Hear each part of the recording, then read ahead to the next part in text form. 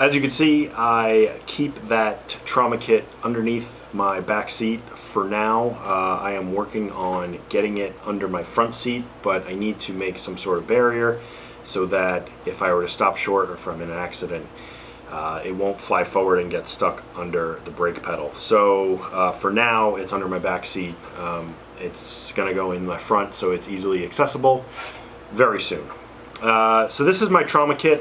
I should have put one together a long time ago, and what hastened my putting this together is everything that's going on. You have just bad things happening all over, and it's not just for really bad things. It could be something that's not preventable, such as an accident, a car accident. I have been the first on the scene to a pretty bad car accident in the past, and I did not have anything where I could have used probably some gloves and a tourniquet and stuff like that. But now I have it. This is my kit. It is a Maxpedition, the medical pouch. It is red so that it is easily identifiable. It has MOLLE webbing all over the place to hold stuff. On the outside I've got a Sharpie, easy access to some gloves, trauma shears, and then a disclaimer. My background in medicine is somewhat extensive. I am certified registered nurse anesthetist, and I've been working in the hospital for a very long time. I do have certain training. These are 14 gauge needle decompression kits for tension pneumothorax, which is a non-penetrating trauma, causes a collapsed lung. So one of the main things about building a trauma kit is to not exceed your level of skill or comfort. If you do not feel comfortable doing something, don't have it, because then you can do more harm than good if you use it improperly. I am not necessarily trained on these, but I know the landmarks, and I know what to do, how to do it, when to do it, what to look for, and all that stuff. So, this kit might be advanced for you, it might not, but just a disclaimer out there, I will not be held responsible if you choose to copy this kit and use it in an inappropriate manner or exceeds your skill level. That being said, let's get to the guts of this kit.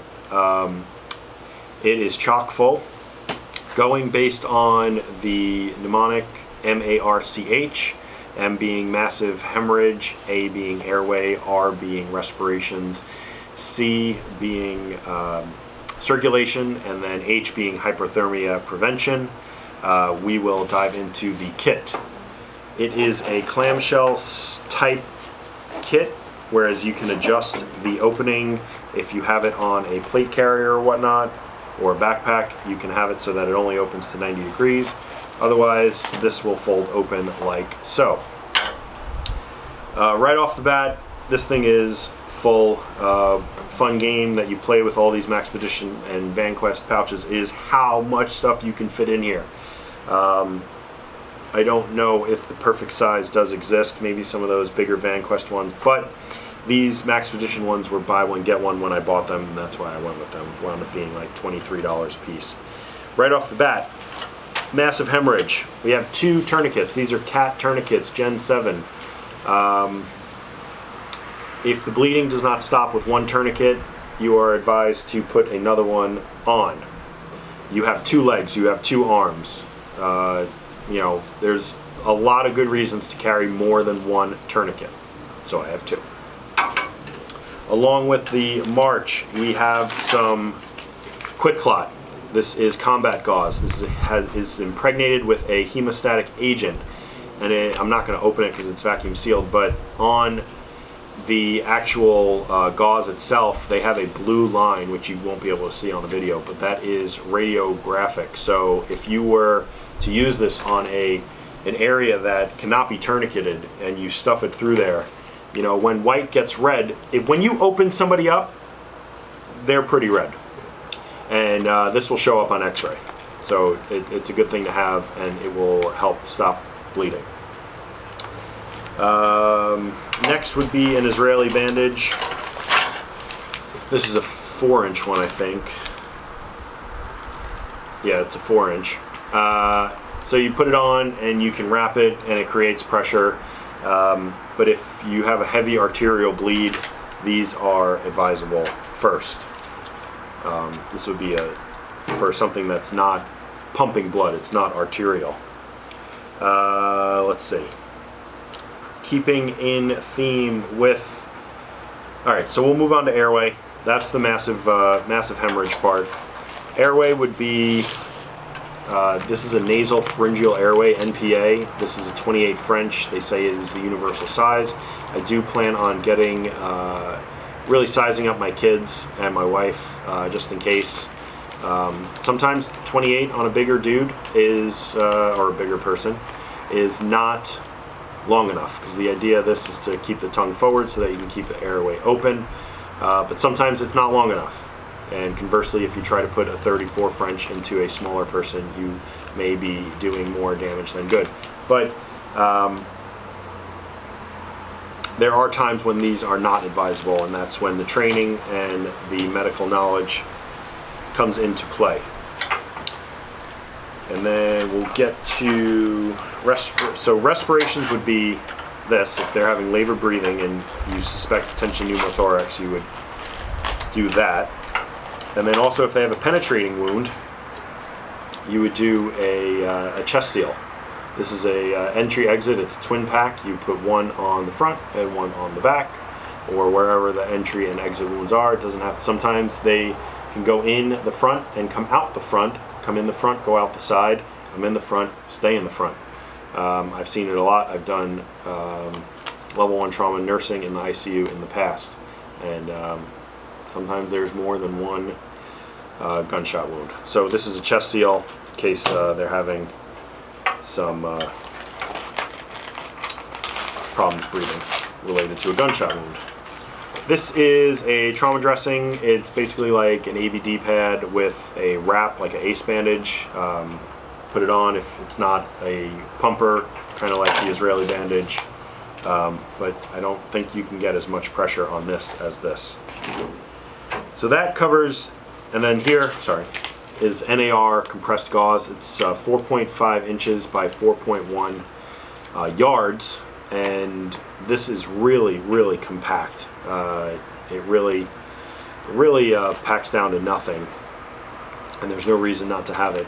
If you have a wound that after you put this in, maybe you really need to get all of this in there. You might have extra space that you really want to compress, create a tamponade. You can use this to additionally pack it, although this isn't impregnated with that radiographic strip to show up on x-ray. And then this is a Curlex roll. This is a soft rolled gauze that you can go around. This might be a little excessive considering I have these, but if I don't need to use this, I'd rather keep this compressed, and I'll use this. Got a roll of tape, and these are some iodine sticks, some betadine sticks, just to swab, keep things somewhat sterile in a trauma room. You know, and you're doing an X-lap, an exploratory laparotomy, where you cut from here to here. They basically, we call it paint and cut. They throw betadine on, scrub it on in a matter of seconds, and then they cut. So these are just for some sterilization. And then last, I think this is last, this is a hypothermia blanket. It's not cold here in Florida, but if you're burned, you lose heat very, very fast. If you're soaking wet and the temperature is somewhat chilly, you can lose temperature very, very fast. When you get hypothermic, you get disoriented and whatnot. But also in a trauma situation, you can, your blood tends to congeal, which with this stuff, we want the blood to clot, but that's a localized clot. We don't necessarily want systemic clots, although I've read that in a trauma situation, systemic clots can be treated. They can't be treated if you're dead. So this is just a heat blanket. That's it. That is the kit. I'll fold stuff back so you can see it all. it's a good kit. I might add something to it. Oh yeah, when I was preparing for this, I realized that I forgot a triangular bandage. I don't really know if that's 100% necessary for this, given what I have, but it is small, and I suppose I could replace that with one of these, or vice versa. So that's the kit. Again, don't exceed your training level, don't exceed your comfort level. It's better to be prepared than not prepared. It's better to have it and not need it than need it and not have it. I would gladly like for all of this stuff to expire and I don't have to use it because I'm not faced with that situation, but if I am, I'm relatively prepared. I hope you enjoyed the video. I hope you made it this far. If you haven't already, like and subscribe.